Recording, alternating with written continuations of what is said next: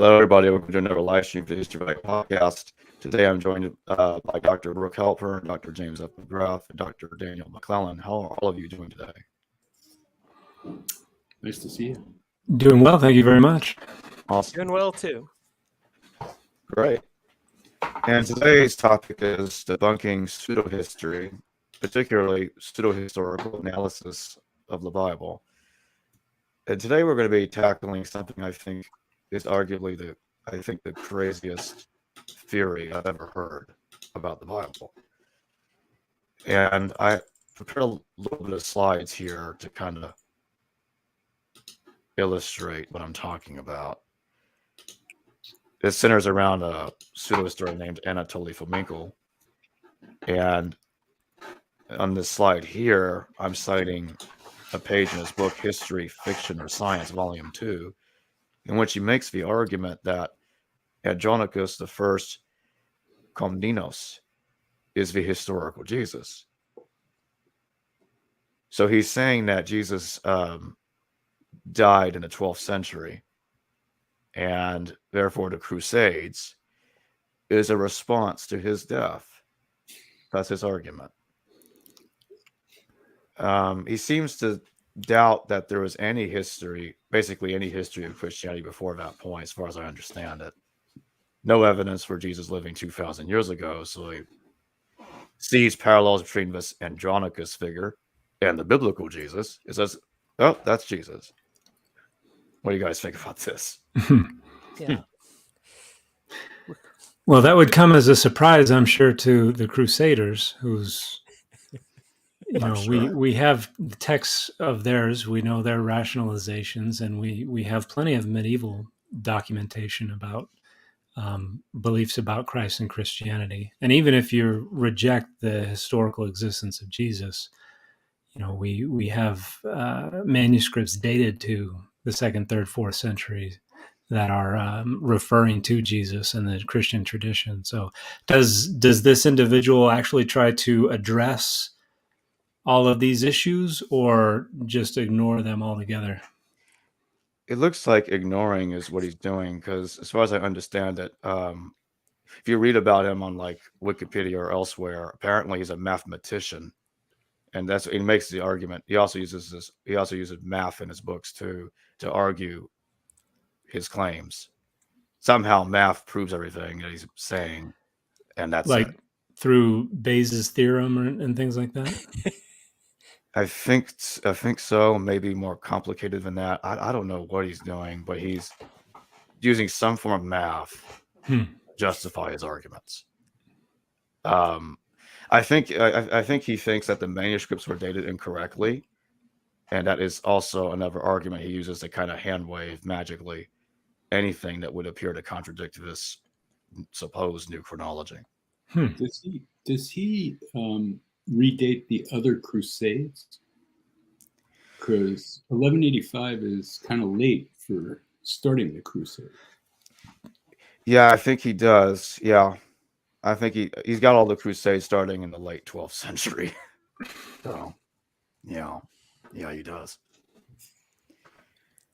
Yeah, I think all of these types of things, pseudo-historical claims, and I prefer to call them claims rather than arguments because, right. As far as I can tell, this one at least doesn't seem to have much in the way of arguments, making an actual detailed case for it.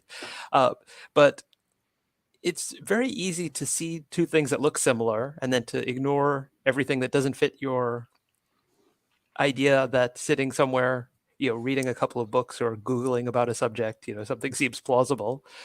The reason why history actually requires detailed study is because, there are things like earlier Crusades that, you've got to do something with, and you have to do something at least plausible with them. But even being merely plausible, is not usually good enough. I mean, we'll settle for it if we don't have something that's better, but ideally we'd like something that's probable based on the evidence, right? Something that seems somewhat likely. Because so many things are possible, right? In theory. This is something that I've brought up on my social media when I get into discussions with apologists Is that what we critical scholars strive to? Nobody's perfect at it, but we strive to follow the data where it indicates we go. Whereas some folks have a hypothesis or an idea, and then they just try to work on getting the data out of the way. And so it's not, this is where the data direct us or lead us. It is, the data do not get in my way, or the data do not prohibit me from doing that. And a lot of it depends upon ginning up an argument for the possibility of this and the possibility of this and the possibility of this. And you get a stack of possibilities, no plausibilities, no probabilities. But for the most part, these arguments aren't aimed at trying to convince anyone outside of their circle of agreement. So it's aimed at other folks who are within the ideological group, whether that's a religious one, an anti-religious one, or any other kind of ideological group. They just want that sliver of not impossible to be able to convince themselves that their ideologies are acceptable. And but man, it sure wastes a lot of our time having to deal with all of that stuff. It reminds me of somebody else we did a video on recently. Yeah. Yeah, I think what's really interesting is that the views that, yeah, it seems like everybody who has one of these pseudo-historical ideas has some group, person, event that they really sort of despise and that sort of motivates them. And that group or those individuals are doing exactly the thing that they're doing, right? Their view is not impossible, right? As long as you're willing to assume a lot of things that this individual would not. But they can see the problem when others do it, right? And it's this inability to see it when you're doing it yourself. And that's, I think, the key to scholarship, right? I mean, what Dan said is perfect. I mean, on the one hand, each of us individually is trying to follow the evidence where it leads, like when we're our best selves as scholars. But we're part of a community of scholars where if we don't do that, others will call us on it. And so the guild, as it were, right? The field, the collectivity of scholars working is seeking to follow the evidence where it leads and going after the one lost sheep, whether it's me or Dan or Baruch or anybody else, to bring us back into the fold when our biases that we all have get in the way or lead us in a direction that the evidence doesn't support. If you think of it, though, I'm kind of pro this kind of fan fiction because it seems to me that it's stimulating to us as scholars. Every once in a while, you'll find, not in this case, obviously, but you'll find a little nugget of insight that will spark a set of associations that really change your view of things. And that's wonderful. There's a sort of quantum effect, I think, at work here, where, in the center, the guild has a kind of consensus. It's very vague, but it's got a kind of consensus. But at the edges is where all the excitement is always being generated. And of course, you got electrons flying off into nowhere, but at the same time, some of that energy bounces back into the center, and moves the consensus gradually. I think something in Ted Lewis's new book, The Origin and Character of God, he talks about the need for scholars to go and find new theories and to speculate. That speculation is an important part of the job, because if you never take a step into the dark, the field doesn't progress. But the speculation is tempered by the guild saying, "Oh, let's take a look at that." Okay, turns out that's not helpful, but it's always someone who's speculating who points us in a direction that ends up in a breakthrough that helps us advance the field, whether it's incorporating other disciplines or whether it's theories that nobody ever dreamed up before. So yeah, there's absolutely an element of that. But when someone is fighting for years and years and years against the guild and saying the guild is all wrong, I'm the only one who's right because of these fanciful theories, then it's a problem, I think. Yeah. So what we got here in this slide is Yoros Castle, which Fomenko goes on to argue that that's actually New Rome. It's also Troy, and it's also the Gospel Jerusalem, apparently. Well, it's got a bit of a city wall, and they all had city walls, so that's good enough. That can't just be a coincidence. And it's on a hill, right? It's a city on a hill. I bet we could find 7 hills in the vicinity. Yeah, as long as you're willing to count creatively, everything can be made to fit. But it's interesting, I've been accused of hating mythicism and mythicists, and I've often pushed back on that strongly, because I don't. I'm not opposed to any ideas being proposed, being floated, being explored. I don't think anyone would ever accuse me of being unwilling to speculate. If anything, I'm particularly prone to that. Not all of my speculations will convince my peers, and the onus is on me. And I think that's the key thing, right? That we have in history, just like we have in physics, people who are convinced of their own genius, and when they can't persuade anyone else that they really do have the most brilliant insights ever, their solution is to blame everyone else for being involved in a terrible conspiracy to hide the truth of their genius. I'm sure there's a name for that condition. Yep.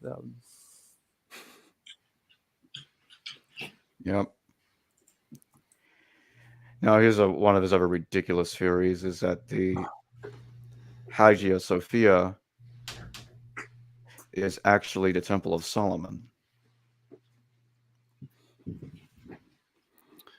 Built by Justinian in New Rome or Constantinople. Yeah. It is a gorgeous building, and still, I don't know about today, but 15 years ago it was beautiful inside. Really impressive.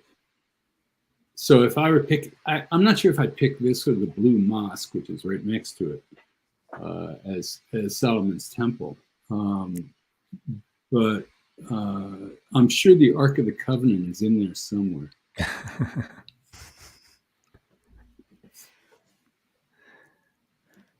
And he goes on to say something about King David. I think that should be, no, that's in the slide after that. Okay. So in this next slide here, this is where he gets into the fall of Troy. He says the fall of Troy is a fall of New Rome equals Constantinople equals Jerusalem as a result of the Crusader invasion of the 13th century. And the myth of the Trojan War consists of several episodes relating the events of major crusades. So he says Homer's Iliad is actually the Crusades. And so he thinks Homer was some anonymous poet living in the early 2nd millennium AD. Now, what's the oldest manuscript we have from Homer? Yeah. Is that mid-1st millennium, or do we even get back that far? I think there's a fragment, if I remember correctly, and that's 2,000 years old. But the complete manuscript is 1,000. There are fragments actually that are even older than that, but they're just fragments. So I think a theory like this is not going to be killed by a couple of Yeah, well, I guess it's a very positive view of history, right? Like there was only one city that ever fell. I mean, this is. I could see the attraction, right? Can't you? Yeah. It is the most parsimonious solution. Yeah, it's. I've still never been able to track this down, whether it actually does go back to Einstein, but it's attributed to him, right? That say, make everything as simple as possible, but no simpler. And a lot of times these theories are, the effort to make things simpler than possible, right?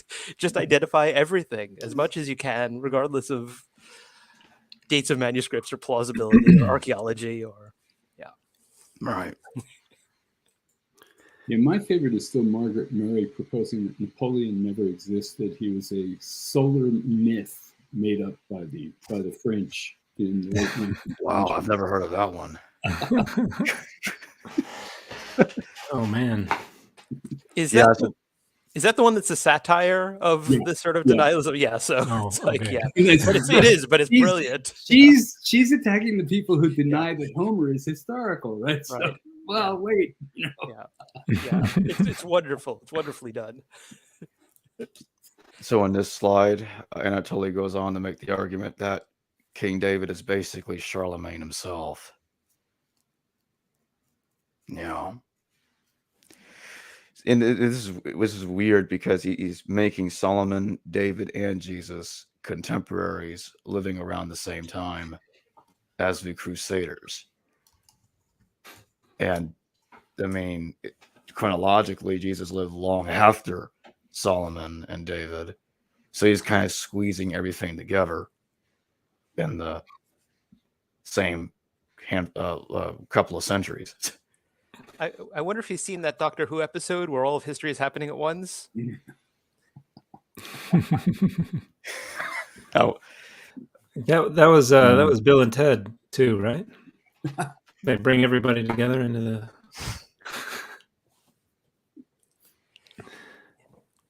I think time travel, you could have, time travel and get all these people into the same generation all at once and something like that. I've long wanted to write some, a fan fiction about, the suicide of Judas or, how he dies. And, it involves time travel so that, both accounts are historical. They just, one is after the trip in the TARDIS or whatever. It's not a choose your own adventure. that works too. This strikes me as kind of an extremist form of parallelomania.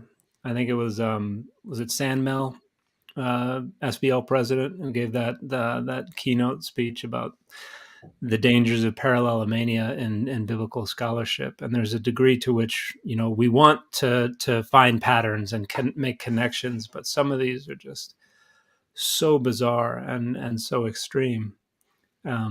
There's not anything tempering this extreme parallelomania.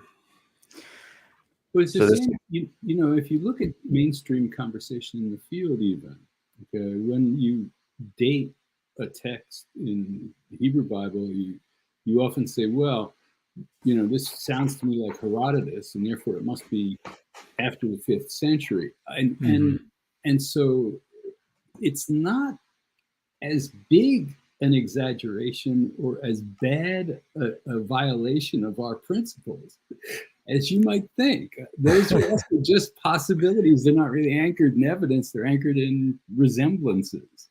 Yeah. So in this final slide, this is what I call the manuscript autograph theory, because I've heard some followers of Anatoly's work suggest that if something is found, it dates the time it was found. Or Josephus' manuscript is only 1,000 years old, therefore the originals don't date to 2,000 years ago. They were only 1,000 years old. Or 1,100 years old. Yeah, methodologically, I don't know how you could substantiate that assumption. Just because we can point to anything that gets copied and reprinted and say, all you have to do is lose all these other ones, and now that becomes the oldest one. I mean, if the King James Version, one of the most common Bibles out there, if you lose all the versions before 1881 or so, and now we only have the Revised Version, that was the original King James Version. And this is another example of a conclusion in search of an argument. And but even with this, we have, Oxyrhynchus produced tons of manuscripts discovered in situ. I mean, we can date a lot of these texts far earlier than I think some of this logic would. In fact, there were Homeric texts in Oxyrhynchus too, weren't there? Those are the oldest. Those are the oldest. Yeah, but those are just couplets, really. Just the fragments. Yeah, but even there's some New Testament manuscripts as well. So we got Jesus going back at least that far.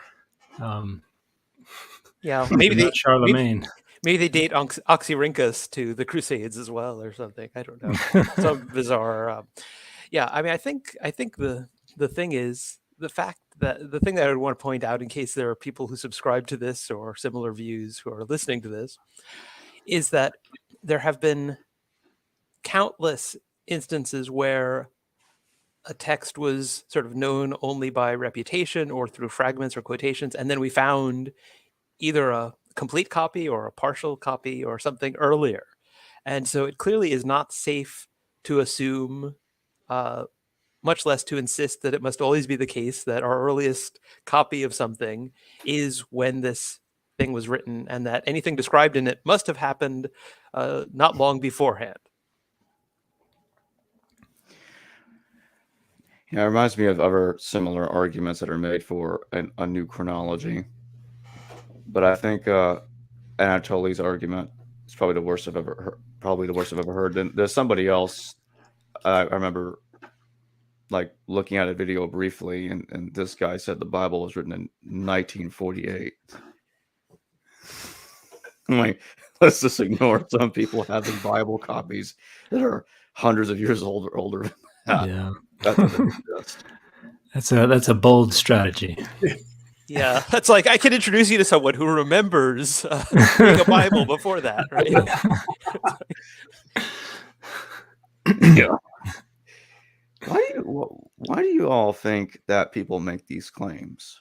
Like the psychology behind it. Like what do you all think is the point behind all this? Well, I know I don't have a psychology degree. I don't know about James or Baruch, but I did do quite a bit in the cognitive science of religion for my dissertation, and I would suggest that a lot of folks want to find patterns and meaning, and particularly as society gets more volatile, there's inequality, there are disruptions, all kinds of things. They want to find things to latch on to find meaning and significance, and sometimes just fighting back against the perceived institutions or establishments is a way to do that, and you can find other like-minded folks to agree with you. It feels like you're building a community, and that in a lot of ways can make people feel better about themselves, feel safer. That social identity is, we're built around being part of a society, and whichever social identities are most important to us, their values and their boundaries and everything are going to become most important to us as well. And so I imagine, I'm happy to be wrong, but I imagine that that's one of the primary kind of intuitive subconscious impulses towards accepting some of these wild theories, but also a lack of training has to be a significant contribution as well. The internet seems to have convinced a lot of people that they have everything they need to be able to, to engage any argument or any interlocutor, and that they're just as qualified as anyone else. And I think that has caused a lot of this. But again, yeah, my degree is not in psychology.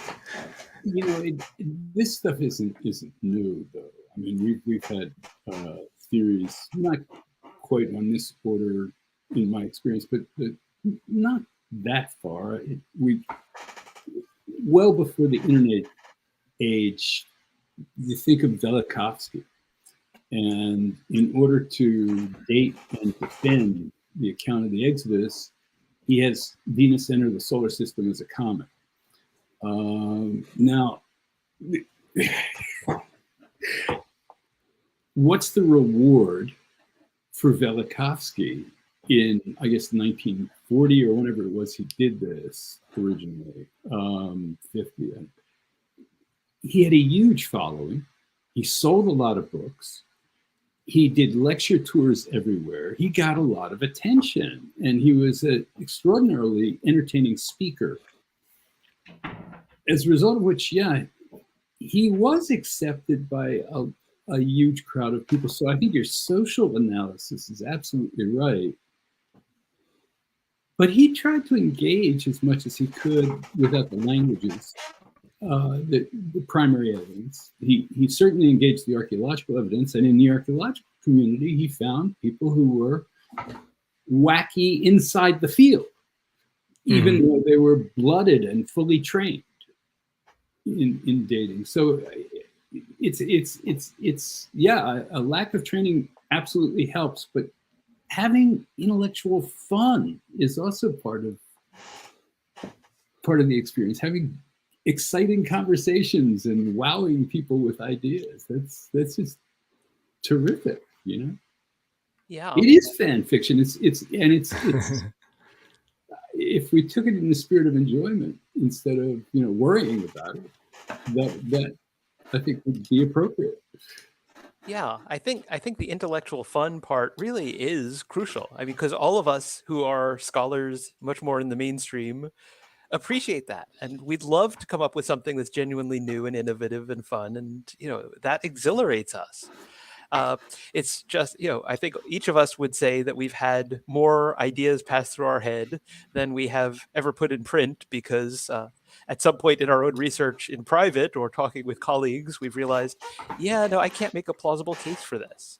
But I definitely would much rather be creatively wrong than right in a way that's boring and, you know, just adds a tiny sliver of nuance, you know, to our understanding, but doesn't really move things forward in much of a way. So I think the intellectual fun is part of it, and I wonder whether the fact that, you know, a lot of this emerges in connection with religion might lead us to think that the whole notion that salvation comes by finding the right understanding of texts actually is also there, because a lot of these people, I think, are, you know, starting out with sacred texts in a lot of instances, and are looking to find the right interpretation and looking to find that insight that nobody else has, so that they can think of themselves as special. And so I think between the desire to be special and to have insight that nobody else has, to think of ourselves as cleverer than others are, and the desire to have intellectual fun, and the desire for community, and the desire to sell books, I'm not sure that I certainly, because of what we're talking about, you know, scholarship and expertise, if a psychologist gets in touch with me and says, no, you're wrong, this is what it is, I will listen to them, you know, and take correction. But I think we have some plausible motives here that that could explain this, you know, especially when we put them all together. Well, one thing to note is that this whole series, I think, Jacob, this is one book within like a 7-part series. Yeah. Is that they're all freely available on Google Books. So I know sometimes profit is a prime motivator, but at least in this case, it looks like this person is just trying to disseminate the argument rather than profit. I remember every now and then I run across a piece of scholarship that seems like the author was trying to have fun, and the one that jumps in on my mind frequently, particularly because I've been dealing with a lot of conceptualization of deity in the Hebrew Bible. Stephen Moore wrote a paper, The Gigantic God, where he was talking about God's body through the lens of bodybuilding, and just imagining about how we might think of God as a bodybuilder, and the authors of the biblical text as appreciators of bodybuilding. And I remember that paper, reading that and thinking, I think he was having fun with this paper. And it's always such a delight to be able to read scholarship like that, because every time I don't know how many times I've come up with something and then James Barr is there to slap me down. And so sometimes it's nice to just have fun with something and not have James Barr lurking over my shoulder. The worst is when you really elaborate an argument and then find that James Barr has preemptively slapped you down, like, you know, sort of long before you ever came up with the idea. Yeah, but that's the worst. Yeah, was it David Kleins who wrote New Directions in Pooh Studies? Do you know that one? That was another example of a scholar having fun. Was that about Winnie the Pooh? Yeah. And so did this I may have this heard sort of something. source analysis where, you know, these various statements, you know, probably come from these different sources and things like that, and was poking fun at the tendency of scholars both to take slight variations as indicative of different sources, and to lose sight of the big picture, and the fact that some of these things could actually fit together into a cohesive narrative if you approach it looking for that sort of thing. But had fun doing so. Yeah. Much nicer, much more enjoyable to read than if it wasn't about Winnie the Pooh. Let's put it that way. Yeah, I think when I was writing my doctoral dissertation, part of what I wanted to do was kind of slaughter some sacred academic cows, so to speak, and I wanted to be a little cheeky about it because I was writing it for a UK university, and I just wanted to be contrarian. So I put a footnote in there that was like, for more on this, see this link, and then it was a link to a Rickroll, and I didn't know if anybody would even know what that was over in the UK, but nobody ever said anything about it. So I took it out before I published it, though. So should have left it in. Yeah.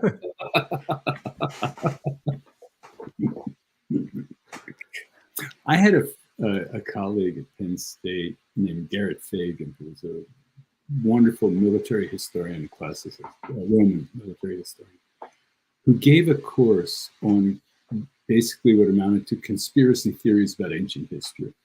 That course enrolled hundreds of students every year because all he was doing was entertaining them with ideas that were baseless but really enjoyable, that made one connection the center of the universe for the building of a new cosmos, a new thing of history. But the one question I'd like to inject into this is, why is it that history has to be revised rather than the reading of the text? In other words, why is it that we have to change the folkloristic, culturally programmatic intentions of a text into historical confirmation and revise what we know historically rather than reapproach the text?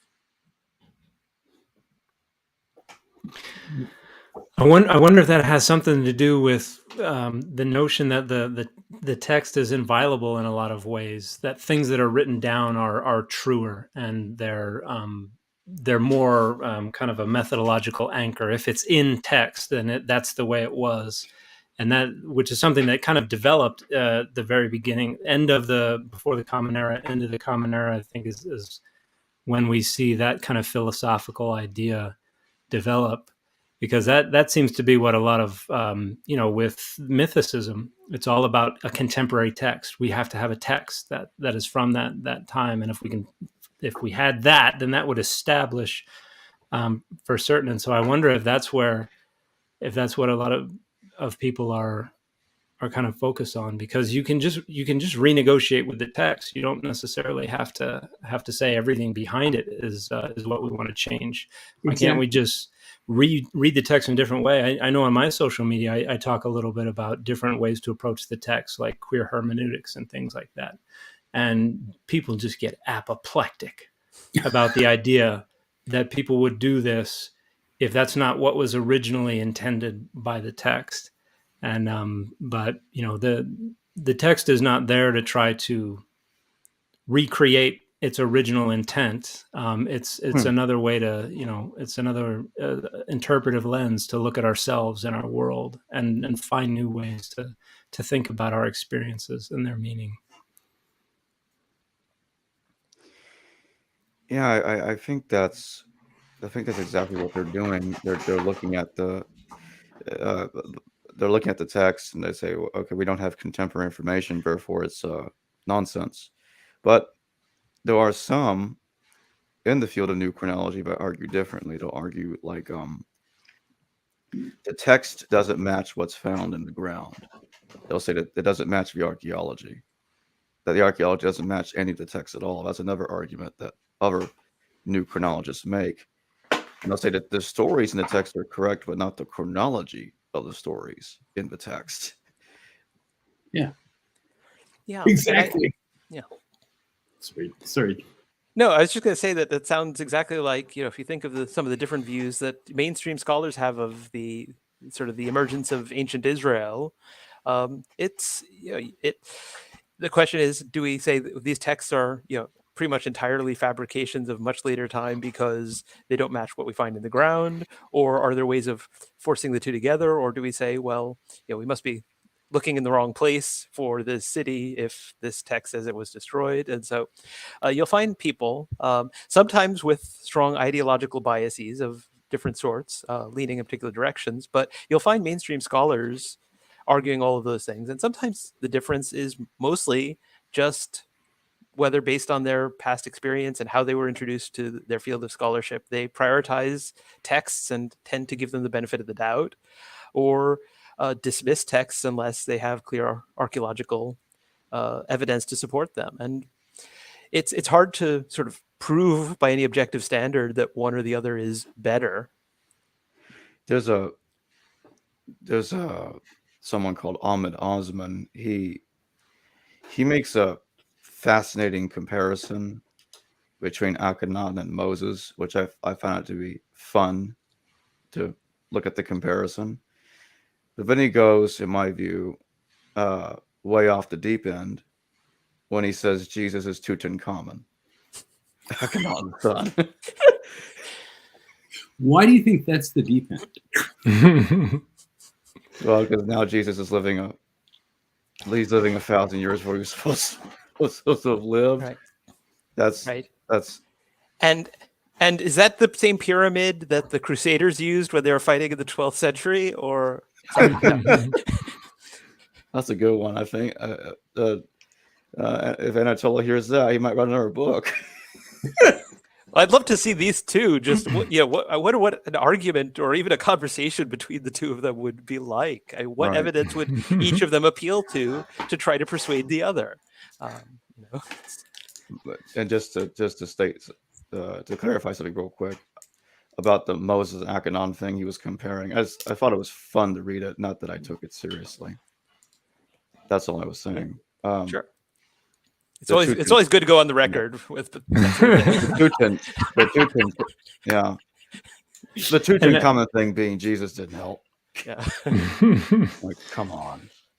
I think one of the most fascinating things, one of the big paradigm shifts for me when I was in graduate school was when I started working in cognitive linguistics and started understanding better that language is not like an isometric reflection of thought or concepts, that we're just trying to encode something and hope somebody on the other end has enough experience, similar experiences, to be able to decode it close enough to what we were encoding to get the gist of what's going on. And everything we do, both in the text that we read and in the other material remains that we uncover, is reconstruction. And it's reconstruction through whatever lenses we bring to the table.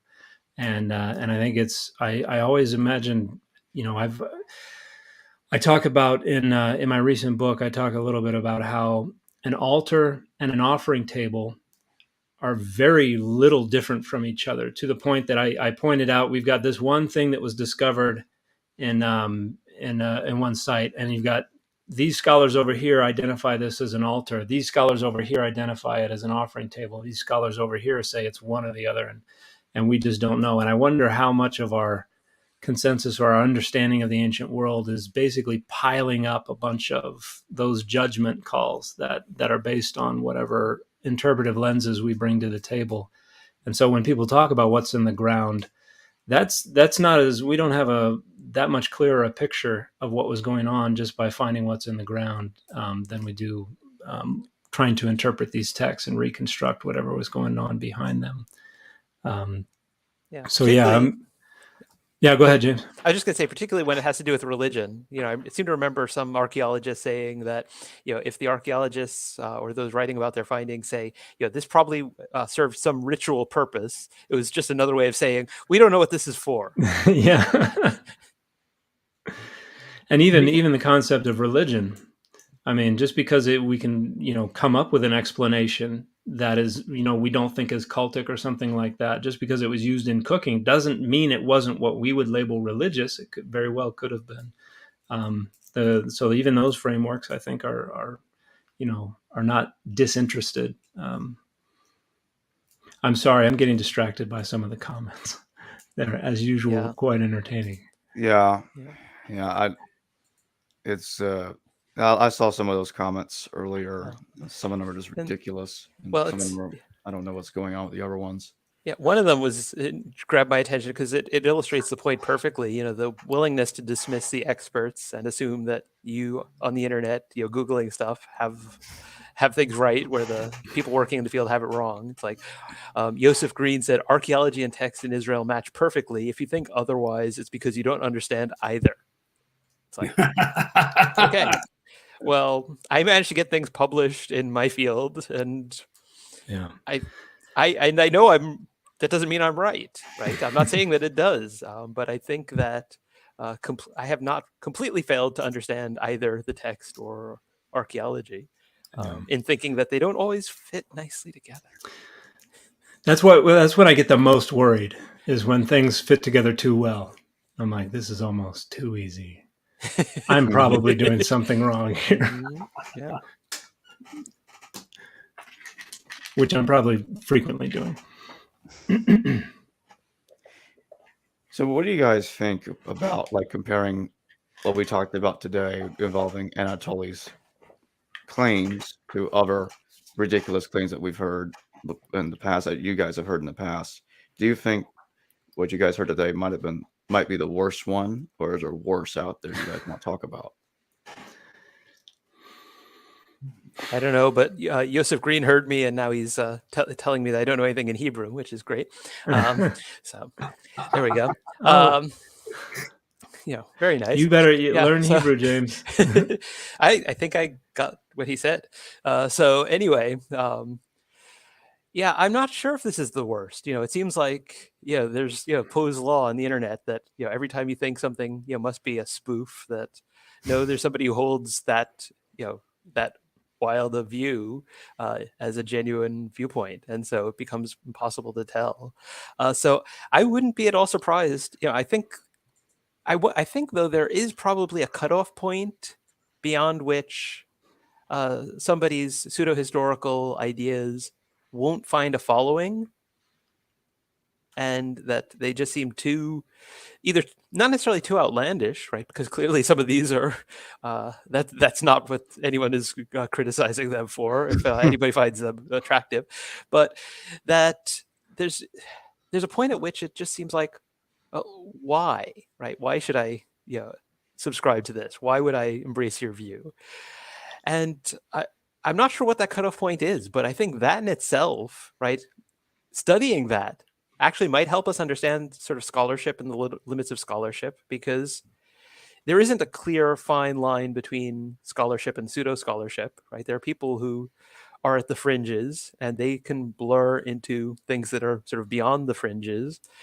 Some of it has to do with whether you continue to be in conversation with your peers, but some people do that and yet are persuaded that we are all biased against their genius, and that they understand things and we are all just fools. So I think studying this, there ought to be scholarship on pseudo-scholarship to a greater extent than there is.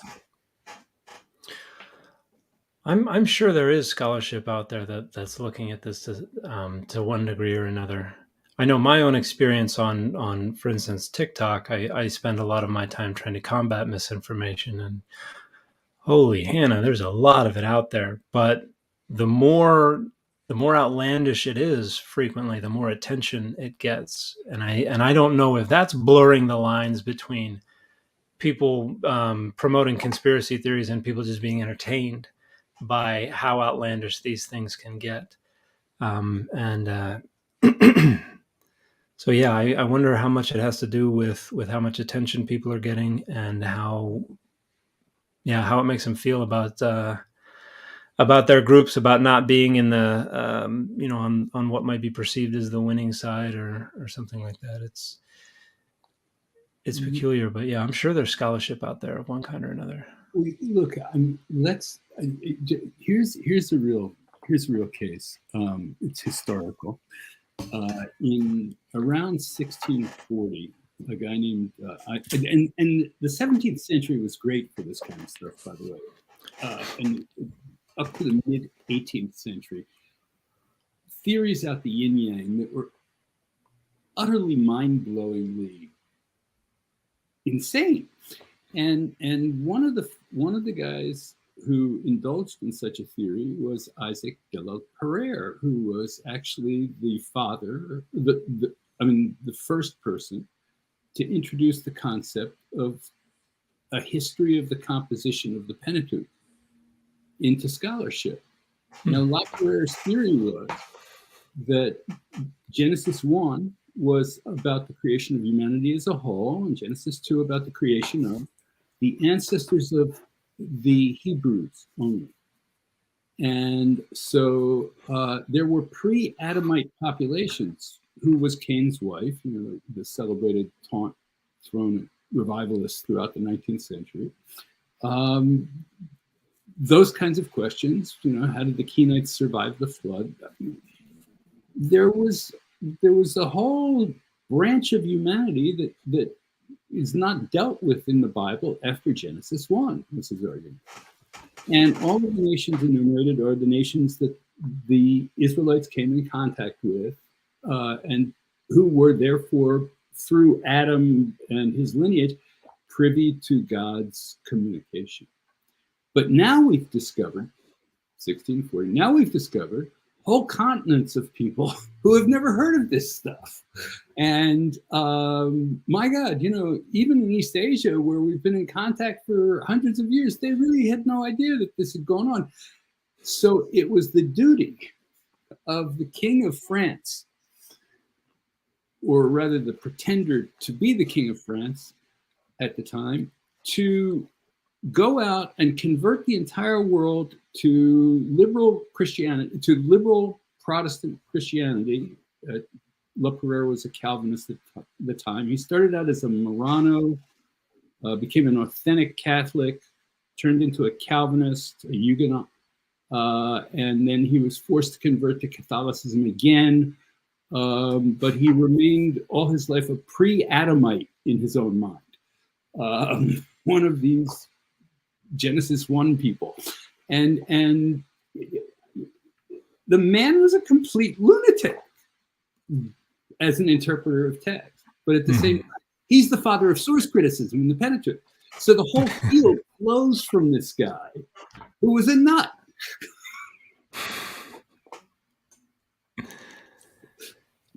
Yeah, well, to give a more positive, you know, an equally positive, but you know, different sort of scenario. You know, I've been doing a lot of work lately on the Mandaeans and Mandaic texts and things of that sort. And one of the key contributors to the field, in fact, I'm going to be heading to Oxford to look at a collection of manuscripts that's named after her, one of the best collection of Mandaic manuscripts in the world.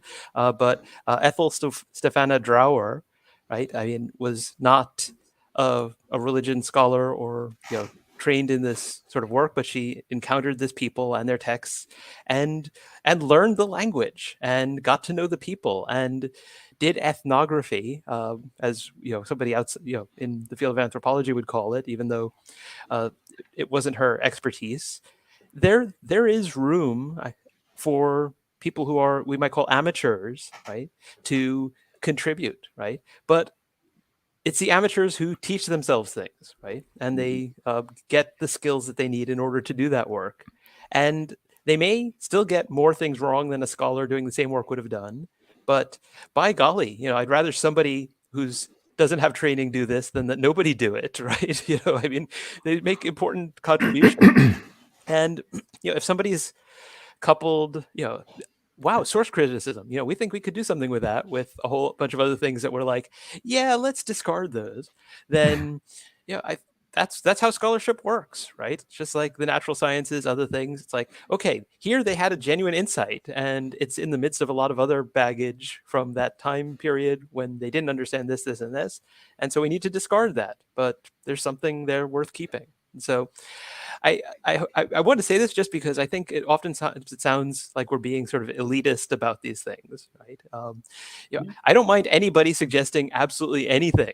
It's just that if you submit it to the right venues, it will get actual scholarly attention, and please be willing to accept the responses of the scholarly community to what you propose. I think we can end it there. I think that's a nice way to conclude the show. And I just want to say before I end this, I want to thank each and every one of you for joining me today.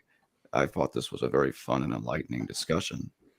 And it's fun to talk about these things. It's fun to talk about pseudo-history, pseudo-nonsense, and not just to ridicule it, but to have a good laugh and to talk about it with one another. Yeah, absolutely. I had fun. Enjoyed this conversation immensely. Thank you so much for organizing it and bringing us together, Jacob. Of course, perhaps we can get together again at some point, maybe on a different topic. Would love it. Yep. I'll see all of you later. Thanks again. Hello, viewers. Thanks for watching this video from the History Valley YouTube channel. Please don't forget to subscribe and hit the notification bell. And if any of you wish to further support this channel, please consider checking out this channel's Patreon page and becoming a patron, and or donate through PayPal or through Super Chat during a live stream. Thank you.